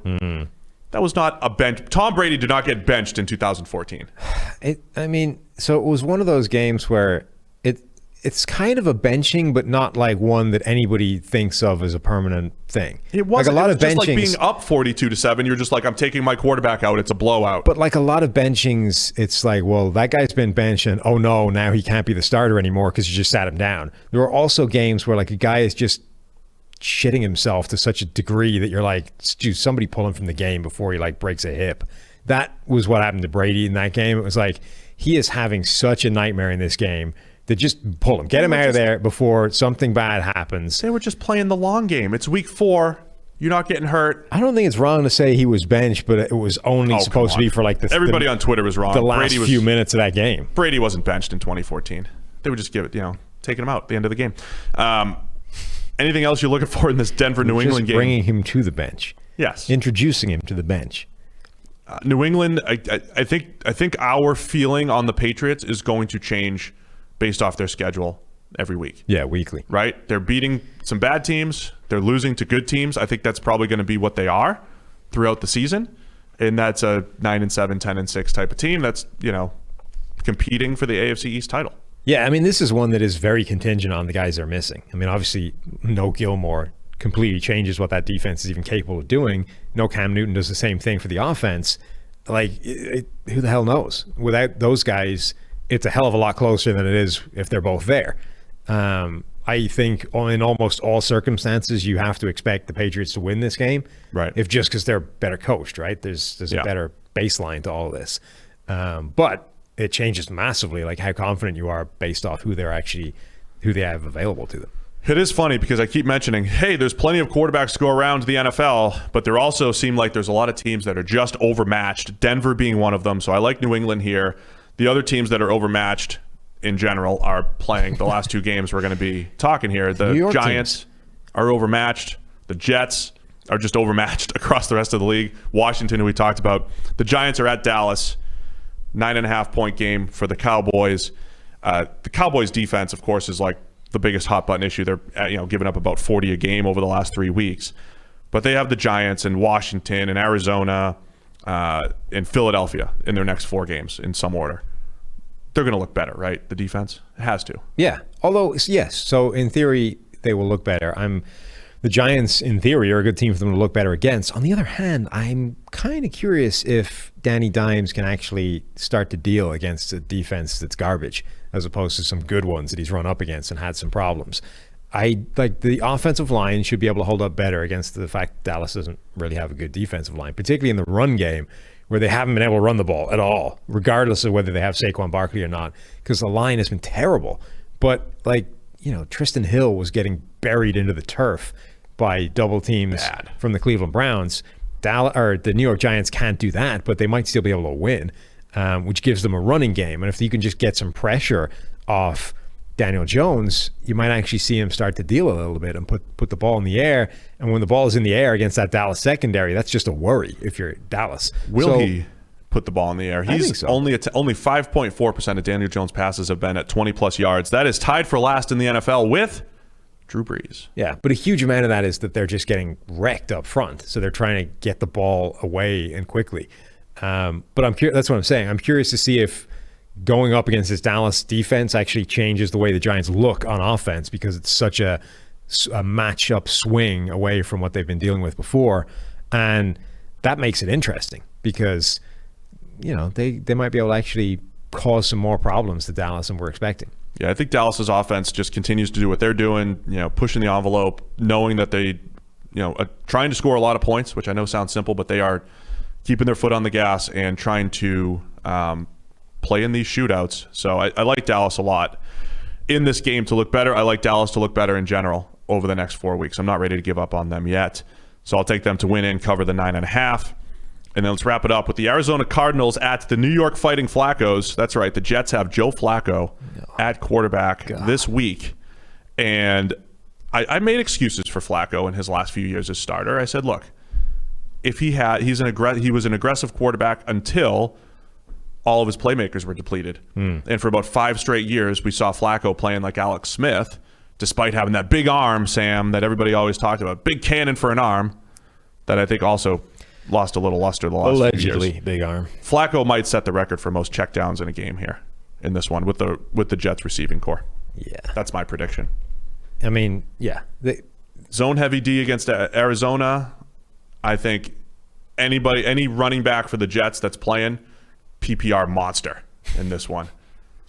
11 catches for 52 yards. Yeah, Frank Gore is going to go 10 catches. 10 catches for 29 yards. And 10 carries for 11 yards? Correct. Well, he'll get his 3. Okay. I think he'll go 10 carries for 29 and 10 catches for 29. Oh, God. 2.9 a pop for both. What is happening? Why? The fact that Joe Flacco is back in a football game is just depressing. I don't care about the Jets offense. The Jets offense is bad. Everybody's hurt. It's a mess. They're getting people wrecked. It's just, forget that. The other side of the ball is the interesting one to me. The Carolina Panthers did a pretty good job of causing some problems structurally and fundamentally to that Cardinals offense, right? They were able to wreck them in the run game, particularly up front with Derek Brown in the middle. And it kind of caused them to change what they wanted to do, because it was like, wow, we can't actually run these things because Derek Brown is just tossing the center to the side and making plays. Like, we need to fundamentally change the plays we're calling because these don't work anymore. The Jets, if they can actually stop the run up front. They've got some impressive run defending bodies that might be able to do a similar job in terms of wrecking what the Cardinals do. And that changes the game. Like, you now have to rely on Kyler Murray doing more things that are outside of the structure of that offense, and he's capable of it, but it throws a complete spanner into the works in terms of what that Cardinals offense wants to do, and you can do it without being very good everywhere, right? You just need like one guy that's dominant up front in the run game to basically make them toss out a chunk of the playbook, at least judging by last week. So I'm curious to see if the Jets can achieve that, or if they're just still bad on every side of the ball. I don't know if we've overrated Arizona a little bit, but their offense this year, from a grading standpoint, just as an offense overall, 3 grades in the low 60s as an offense, and then one really good one against the Lions in the it's 75. So still, I think I had just had higher hopes for what Arizona was going to do offensively as well. And Kyler, it was one of those games like last year, a lot of completions for just not a ton of yards from this offense, a lot of empty completions, so to speak. So I want to see if they bounce back in that area against the Jets team that is not great in the back 7 at all. Or the front 7. Or the front 7. Or the offense. Offensive line, receiver, quarterback. In fact, it's kind of tricky to moving. find. Oh, yeah, we're moving. Yeah, we got some. We're in motion. Some video elements there. I love it. In the windows. Right, the floating heads in the windows. It's kind of difficult to find an area where the Jets are good. I'm taking Arizona. They're favored by 7, by the way, on the road. Yeah. I'll take Arizona. I think that it's not crazy. I'll take Arizona. I'll take the Jets to cover, though. Jets keep it close somehow. Sound good? That's it, man. That's all the games. Yeah. Let's get to Andrew. Anything else to push you? So you have your audio montage at the end, and we have our discussion right now with Andrew Siciliano of NFL Network, host of DirecTV's RedZone, which we will discuss. So welcome in, friend of the show. We recorded this yesterday, Andrew Siciliano. All right, we are so excited to be joined by Sam's hero, Andrew Siciliano of the NFL Network. He's your hero, right, Sam? Are you nervous? One of them. We've got multiple heroes here as our fledgling broadcast careers. Welcome, Andrew. How's it going? Guys, I'm flattered. I'm touched. I'm moved. Sam, aim higher, but regardless, thank you, I think. The last time we spoke to you was before all this chaos. It was in person in Indianapolis for the Combine. How has this COVID world thrown your whole life into chaos? How does TV work from COVID land? Well, I mean, we're back in the studio now. We have been since about mid-August, but for about 4 or 5 months there, I was working from here at home. I'm in the kitchen now, and down the steps right there, guest bedroom, and I was working on an NFL Network camera that they set up on Friday, March 20th. So free agency opened on Wednesday, right? And then they set it up on Friday, and then our network did its last show, I think, from our studios for many, many, many months on March 20th. I am very fortunate, and I cannot stress this enough. Fortunate to be working, and fortunate to be able to work from home for those months and to be healthy and all that. Because there are plenty of people that can't say otherwise. But I do remember, guys, we were at Elmo's and we were in Indianapolis, and, COVID was a thing then, but it was not something that I don't think the whole world took seriously at that point. And I remember flying home from Indy and wiping everything down, right? On like the seat and the table and all that on the plane. And I had this fear because I had the sniffles. And as you guys well know, everybody who leaves the Combine no one has ever left the Combine after a week and felt healthy. No. At any time. Because you stay up all night, you have a drink, you schmooze, you socialize, and then you do it again, and then you do it again, and then it's snowing. I have never gone home healthy. But I flew home that day going, oh, crap. What if I'm like the typhoid Mary of the NFL, right? Like, what if I have it?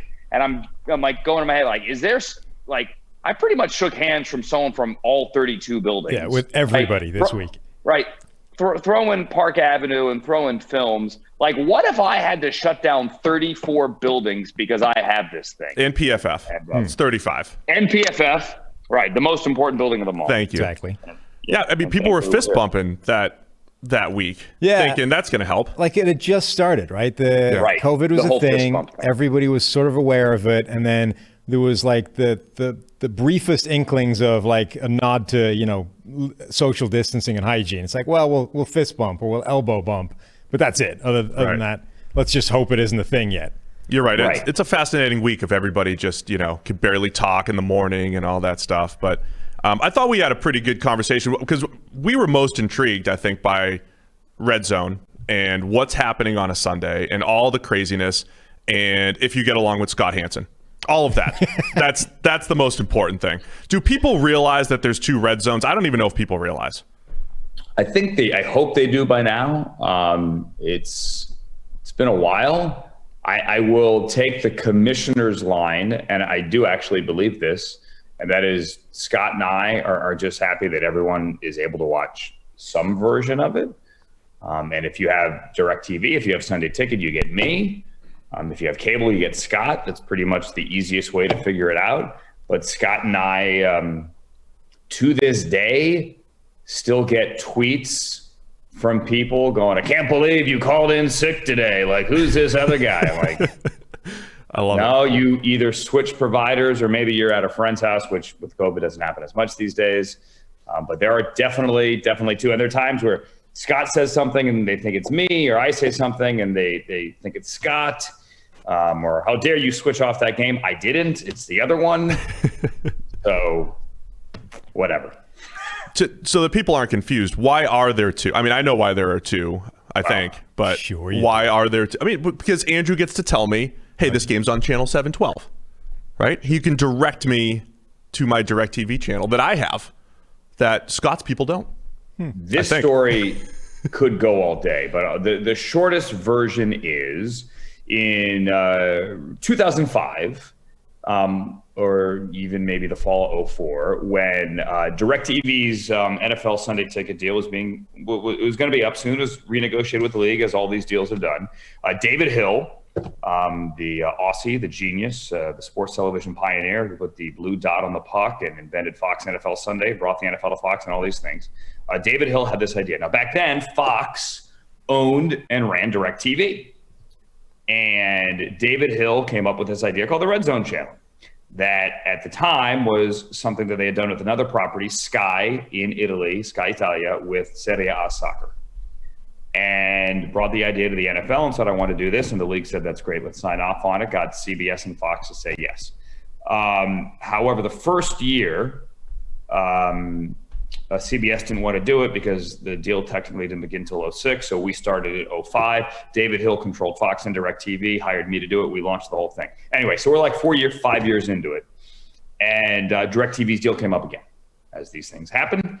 And NFL Network and the league decided, hey, this is really cool. We want to do one as well. And we want to use it as a way to convince cable companies to take our new network, which was then in its first couple of years and wasn't getting all the cable clearance. And we want to do one too. And that was part of the negotiation to extend DirecTV's deal, that that NFL Network would produce a similar show and offer that to everyone else, and you didn't just have to have Sunday Ticket to get the show that we had started a couple of years previous at DirecTV. The issue became they didn't change the name. And during this whole process, I raised my hand and said, the name's going to be confusing. Why don't we call it, my suggestion was Touchdown TV. Ooh. Hey, you know what? I mean, that kind of, it's alliterative. That kind of works. We could still do that. Still do that. No, didn't happen. They kept the name. They tweaked it NFL RedZone as opposed to the RedZone channel. Still confusing. Excuse me. Wrong pipe with that water. What made it even more confusing is that when the announcement was made, and I was not yet at NFL Network, when the announcement was made, there really were no details. And my phone starts blowing up. And I knew that I wasn't going to do the one at the network. There are going to be 2 versions. Congratulations, this and that, all these, but I couldn't say anything. Yeah. So that led to more confusion. And then that first year, it really wasn't made clear to the new customers. It wasn't hidden. It just wasn't made clear. And then about 2 years later, I went to work for NFL Network, and people just then totally got confused. No, I remember people thinking it was when they saw the new version, thinking it was the greatest thing ever. And I'm like, listen, I've had DirecTV for years now. This isn't new. This isn't a new thing. I still like the fact that you can tell me what channel the game's on. Well, I mean, and that was DirecTV's attitude too. Eric Shank's attitude, who now is back at Fox, running Fox Sports. But Eric was, he's the guy that helped launch it at DirecTV, and he was our first producer. Eric said when I brought up, how they're going to know the difference or whatever, we had a meeting, and he said, "We have the games, bleepity bleep." So always remind people that we have the games. I like it. So what is the setup for you when you're doing RedZone? What does it look like from your side of the camera? How many TVs, how many people are helping you try and keep track of up to how many games do you get maximum on a 9 usually? 9 games. There's a rare 10, right? Yeah. We had 10 a couple of weeks ago. We would have had 10 last week if not for the 2 games getting moved. And we will have 10 at one point later in the season after the buys, I'm fairly certain. Though I think the most we've ever had is 11 or 12. That was 11. I think there's like a week 17 where he might have had 11 once, but I can't recall. But Sam, to answer your question, we have a beautiful studio, and I basically have a wall of 10 monitors, and I just pace the entire time. I have other places on stage where we can bring up other games if we have more, or if the early games don't end in time and too many late games are starting. Then there's a big 103-inch touchscreen from where we do the pregame, and then I have a program monitor to see what's actually on the air. But basically, I just pace and scream and yell. And this year is a lot different because, like with every other TV show, we have drastically cut our staff, and it hurts me because there are fewer people working with us on Sunday, and obviously that's jobs, and that's the trickle down for all of this. Yeah. But we've gone from like 10 people on the floor with me to 5, and we've gone probably from 12 to 5 in the control room. We have far fewer people, but I have 2 researchers with me, and they're kind of like my spotters. They're trying to stay further away this year. They're masked up because I'm not, and we're testing in the morning. But it's their job to, especially this year with fluid rosters. I might look up and go, who the hell is 37 on Arizona? That's just a random name and number. I don't know who that is, and they could look that up real quick. They're there for jersey IDs, but most importantly, they're there for context. In other words, I can be looking at these 3 games, look over there, and all of a sudden I see a red challenge flag on the field. Like, there's so much context. Who's challenging? Right. What was the call on the field? What's the down and distance? Do we think they're going to win it? Things like that.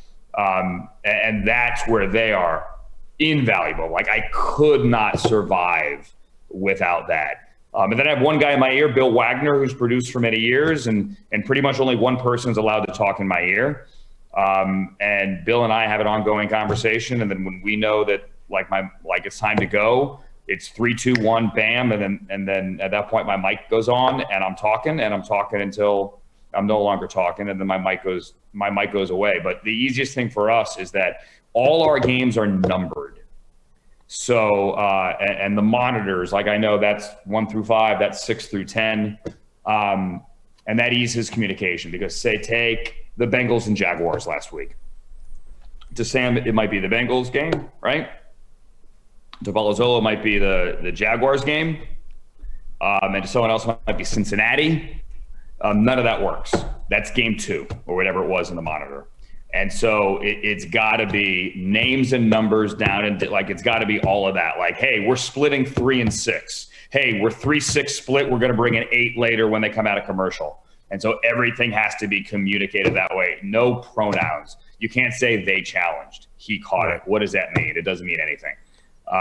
So that's we have a great system down, because we've had so many people working together for years, and I can't survive without that crew. Man, I need spotters on a Sunday. I try to watch the 8-box mix on DirecTV. It's a challenge. I need my kids helping me out. How are they getting? Do are they it. trained up yet? Bring them in next year. Right. My 5-year-old he's just, who's the red team is what we're trying to get past right now.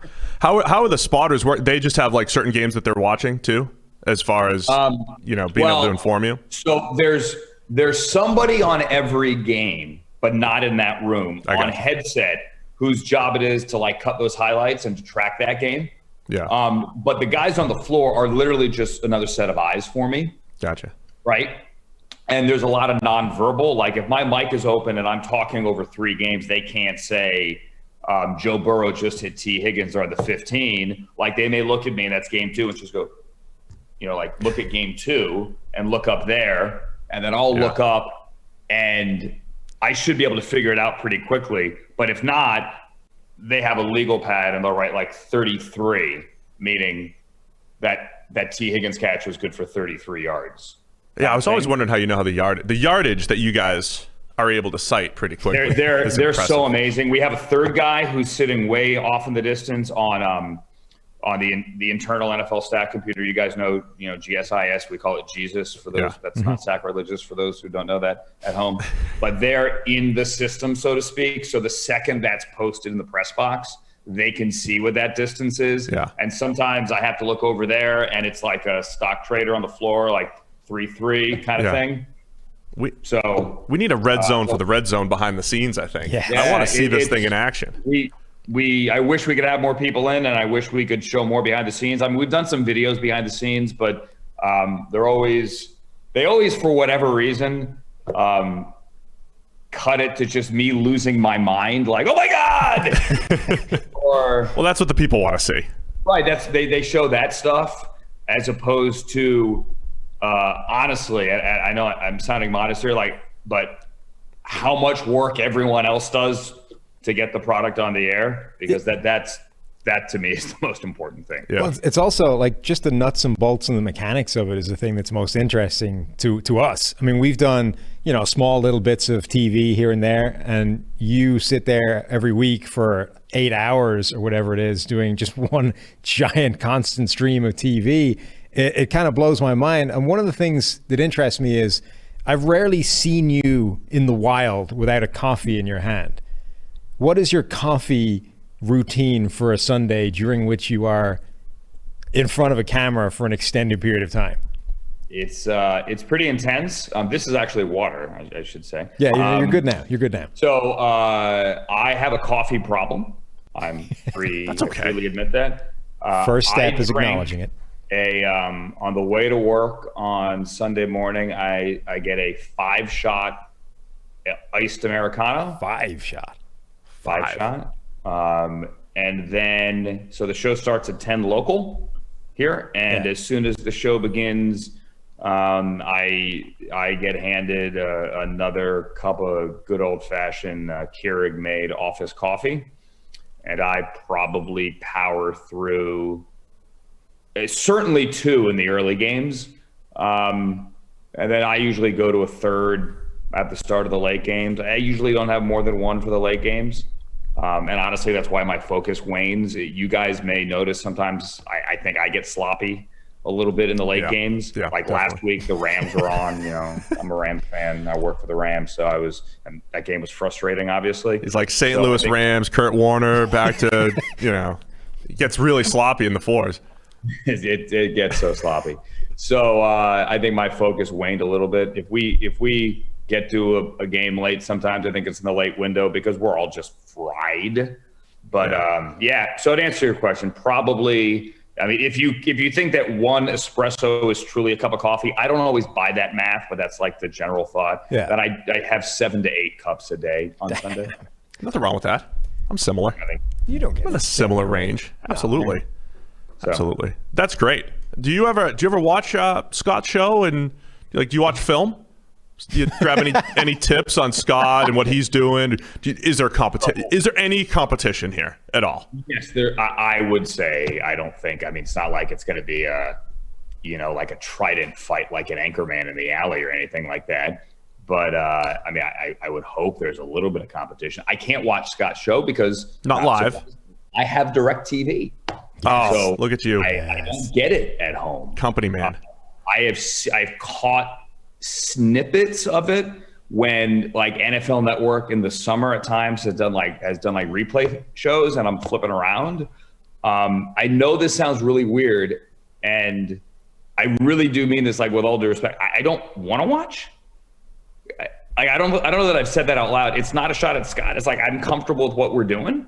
I know we do a good job, and I know Scott does a good job because Scott's great at what he does everywhere else on NFL Network. We got a soundbite here.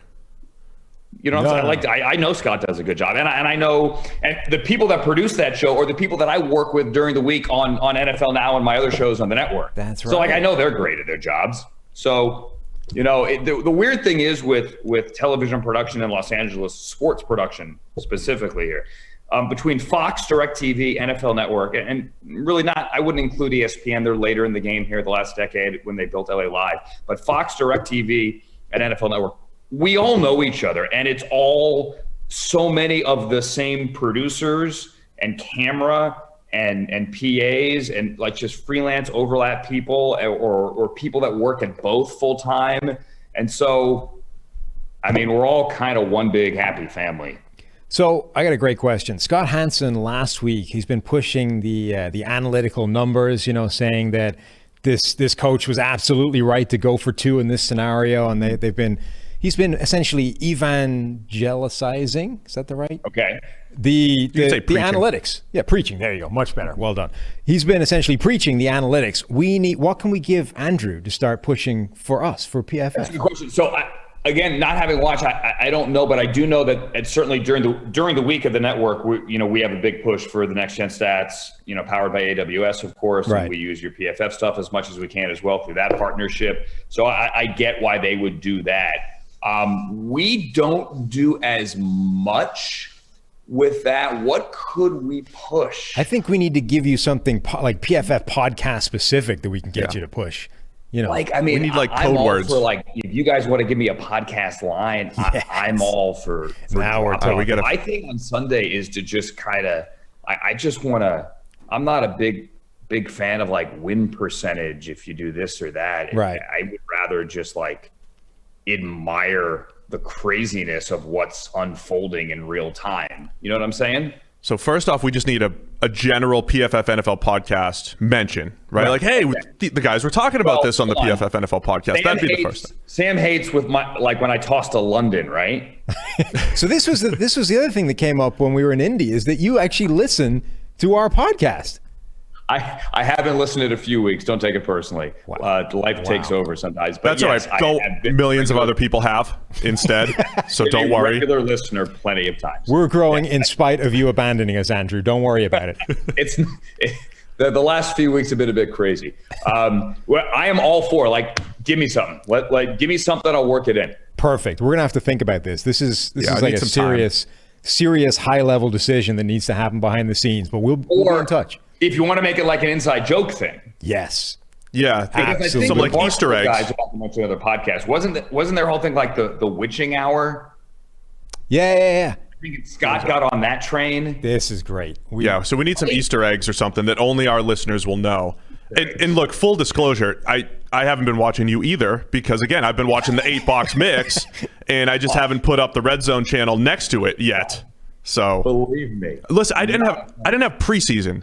I didn't have preseason to just get my this is week 1 right here in week 5. This is descended to a very petty level already. That factored, for us too, because like normally for NFL Network, I'm fortunate enough to go on the road for a couple of weeks and like see 12 teams in person or something like that. And you guys know this. Like, how many times the first couple of weeks do you see a guy, you look at a roster and go, "Oh crap, this guy's on that team now"? Yeah, right. Especially when they wear the same number. Like when you saw T. Higgins catching a touchdown, you were like, "What's Ocho Cinco doing here?" Right? Right, exactly. And or what numbers are rookies wearing? Yes. Like we would have had J.K. Dobbins wearing 27 highlights, or T. Higgins wearing 85 highlights. Like, you would have had those numbers, or Van Jefferson wearing 12 burned into your head, or you would have remembered that there's a new kicker in Buffalo who's a rookie, or things like that, and you'd have those names on the tip of your tongue. And week one, I was not nervous necessarily, but I put in so much extra work before week one this year on Saturday, just to make sure all of those things were taken care of, because we didn't have a preseason either. Yeah. It should be illegal to replace a player with the same position wearing the same number the next season. Like, you get rid of a guy, left guard number 74, and you replace him with left guard number 74. That should be against the rules. It's maddening. I could be wrong. Did the Niners dress Ziggy Ansah and Solomon Thomas's number a couple of weeks ago? I didn't even notice. I think they did. That would be. I think 94? they did. 94, yeah.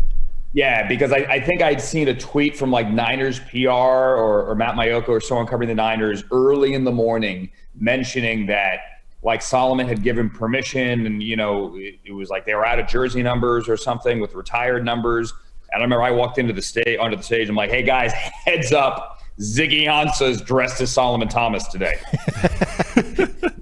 That is the first few weeks are tough, especially, and then you've have situations like that. That's just tough. Let's get you out of here with this.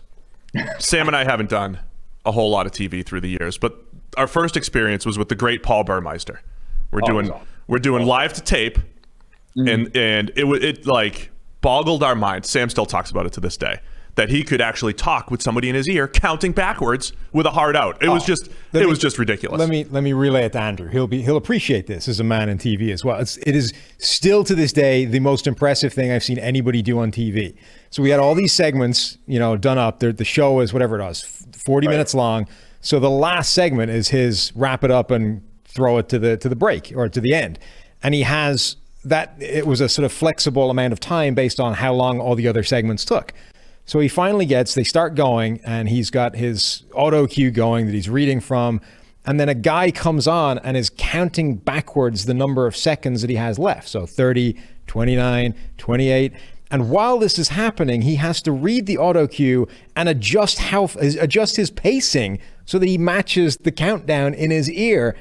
If somebody is coming on my ear and there's a auto cue I'm reading, my brain would explode, let alone trying to match pace at the same time. Like Tyler right here. You would answer him. You would be like, you'd start counting probably. I wouldn't, but I've seen that done. Yeah, welcome to live TV. That's how it's done. Burmy is awesome, first of all. Paul's great, and he sounds amazing. I don't know if you guys catch him in the car on Saturdays doing Notre Dame radio. He is amazing on Notre Dame radio, so good. That's how we do it. I always tell my producers, shut up with the count. Like, give me that's smart. Like, give me a 20, a 10, a 5. Yeah, I could bridge the gap. Right. Right. Like 20. All right, I got it. I could adjust. 10. All right, now I really gotta. We're almost done. 5. That kind of thing. But for games, like if you're in let's say you're in a booth doing play-by-play, a lot of times, like, it's got to be perfect because you're hitting like a network break or you're tossing back to affiliates. You know what I'm saying? It's not just your network or your channel or your podcast. And so then they do count you, and that could be annoying. 5, 4, 3. The other annoying part of it, is when you have other people you're talking to, like for NFL Now, and our last segment with One More Thing, I got Garofalo, I got Ian, I got Tom, I got Judy, I got whomever, we got 4 people. And the way our setup is at the network, this is really too inside baseball here. When they're counting, I lose program audio. So in other words, I lose what the other people are saying. And so, like, you can't count me, because if you count me and Mike Can't hear. Garafolo says something like, that's why I think Ian Rappaport's the biggest vineyard vine wearing dork on earth, Which is likely. I don't hear it, right? And then I go, all right, thanks for watching. and then I watch it back later and I'm like, wait a minute. Mike just threw Ian under the bus and I didn't hear it because they were counting me. So the rule of thumb generally at our show, every day on NFL Network is just give me a stinking 5 and that's it. Yeah. What's the biggest thing that's ever gone wrong for you during live TV? Oh, that's a good one. Right? Oh, wow. See, we're getting good at this thing. Live TV? Now you stumped our guest. Well, yeah, maybe we could have now given this them a heads awkward up. downtime. Right. We're just getting used to this interview thing. It's I'll give you an new for example. us. Like yesterday, this wasn't the biggest thing, but like yesterday, the show begins at NFL Network at 1:00 Eastern. And because with COVID, like there's no one in the newsroom. Like it's just me in there. That's not like that every day, but yesterday there was truly no one in the room. Well, the show begins and I'm getting double audio. I'm getting echo, echo, echo. Oh, welcome, welcome. Worst. Right? Like Lou Gehrig saying, today, I consider myself self, right? Like that. Well, I can't communicate that to anybody because there's no one there to communicate to. And plus, I don't have a talkback button. Hold up a 2. Live on the air. I got to do the show. So then I go, bring it in. Ian, the Titans all have COVID. What's the story? So Ian starts to talk. I can't hear Ian because there were like literally wires were crossed. But I can't communicate that. So I got to wait till they take Ian full TV term, meaning I'm off screen, and then like start like hand gesture, and I do that, and then text our producer, and they were already on it. They figured it out. That's not that bad. I thought of one many years ago. I was doing a preseason game for the Rams. We were at Arrowhead, like a sweltering Kansas City summer day, and there was a power outage at Arrowhead. So like 3/4 of the lights went out, but it was still like a late afternoon kick, so the sun was still out. And we lost everything in the booth, but the game kept going. So I don't know if I'm on the air, so you have to keep calling the game. Okay, that's great. So you can't have any communication. Well, Governor Jay Nixon of Missouri was in the booth because he was supposed to be my next guest. You know, the 2 Missouri teams playing the Governors there. Yay, let's do an interview. Well, then we go to like timeout, players go to the sideline. Like, I don't know, am I now interviewing the Governor? Are we still on TV? That's great. Right? And so then like, Governor, get in here. Hey, here's the headset. All right. And then I still don't have communication. Then all of a sudden I literally get like a, go. Okay. Welcome back. Are we not on camera? Like, is the game being played? Hey, it's Governor Jay Nixon, everybody.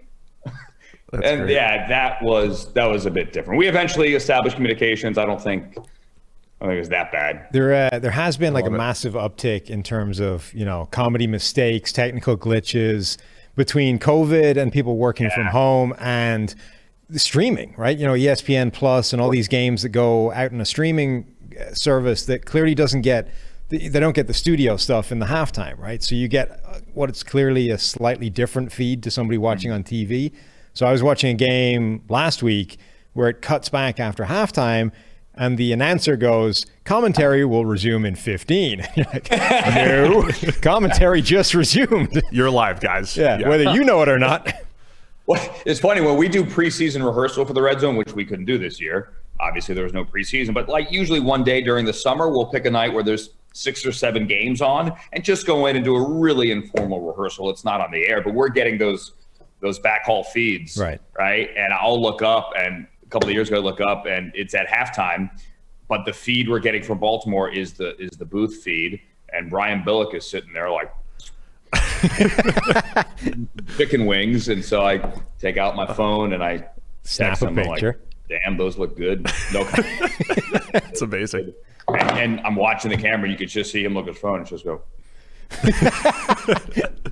You never know. Never know when you're on camera. The mic's always on. The camera is always on. Yes. By the way, we went through a stretch for our NFL Now hits where we were all double audio on our end. I'm just hearing myself the entire time. It was like three hits in a row, wasn't it, Sam? We both had to deal with that. Hearing yourself repeated back in your own ear like a second after you said something whilst trying to maintain a train of thought is a nightmare. Yeah. I can't stand the sound of my own voice. So, yeah, I don't need to hear it twice. I love it. Any advice for us then as a live TV expert? What's the best advice you've ever gotten? I don't think you guys need advice from me. I wish we had you more on. Like I know Shahuri comes on Fridays with me. Mm-hmm. Yeah, he stole our spots. What's your schedules now? I don't even know. No, George stole our spots. Yeah. He took our spots. We're available. Yeah. I'm going to squeeze myself back in there, but he's just taking all of them. I think. Aren't you guys in charge? No, he is now. Yeah, George. He put himself right on there. Yeah. Yeah. Wow. Power move, huh? I did not know that. Yeah. We need to go straight to Andrew. That's our problem. This is my new thing, just being completely on. We're only doing this interview because the boss has told us to, Andrew. I'm just telling you. I buy that. I mean, you should see half the interviews we do sometimes. Yeah. That's a great answer. That's good. That is good. Like text, we'll work something out. Or we could pull a fast one and promote George and then just throw you guys on. Yes. Yeah. That's it. Like from my house too. Like really make it awkward. But is your brick wall real? Because I think George sometimes uses a fake brick wall on his. Yeah. No, it's not. I mean, it's real enough. We can't have a real one because George gets angry. He's got some anger issues. He would run into it. He would probably try to throw a shoulder at it. No, George is fine. He's cool. We can't pick on him. This is way too inside politics. Well, Andrew, it's been great. So we're going to figure something out. We're going to have some Easter eggs for the DirecTV listeners. I think that's what we're going to try to pull off. You should. I will do it. And listeners to the podcast, if they're still listening at this point with all our rambling. That's a great caveat. Great caveat. They should give us suggestions. Yes. Okay. So we'll get some suggestions from the listeners. We'll have something PFF NFL podcast related, you could also just cite PFF grades as much as possible throughout the afternoon. It's easy. Or we could make up like a fake metric. Yes. Oh, that's now really we're good. cooking. We'll get a group text going. We'll have some serious, ideation going. Yeah, we're gonna do this. The ridiculous things we could do. This is perfect. I can't wait. I'm firing up RedZone this week. Like guard pull pancake percentage. Yes. Please. Make sure all your spotters know to keep an eye out for the guard pull pancakes. Yeah. And we'll make that happen. Particularly if it's like a wide receiver on the play. Yeah. Totally. This is going to be great. Get out of the way. All right. Well, this has been awesome. We'll have you back if you're, so inclined. Would love to. Well, thank you, Andrew. You do great work. And thanks for watching. Of course. Yeah. You do great work. Keep it up on NFL Network. Keep it up on RedZone, and everybody check them out and get DirecTV so you can listen to Andrew over Scott. Yes, that's my suggestion. Guys, thank you. Special thanks to Andrew. So this is where we need everybody's help, listeners. Yeah. If you've made it to this point, as he said, God let bless us you. know something. So do we have him drop like, look at Houston's crept back toward average offensive line protecting Deshaun Watson here? Right. Like, We it'd be need- something PFF NFL podcast specific. We need like podcast specific, sort of in joke specifically. Creep back toward average is a good one. What else do we have that we could have Andrew drop? You'd have RedZone. watch this Flacco overthrow making like Steve Palazzolo's minor league baseball career or something, something like that. No, No, it's too a little, specific. That's a bit too. Yeah, that's not gonna work. Give him a good rugby. Oh, end of game. If we have an end of game rugby play. Yeah.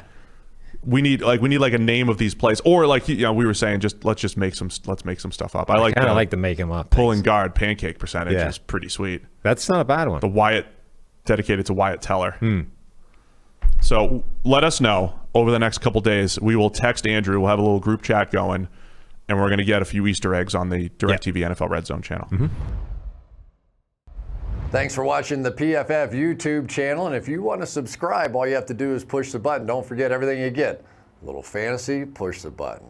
A little green line for the gambling aspects of the game, push the button. College football, push the button. The YouTube channel from PFF.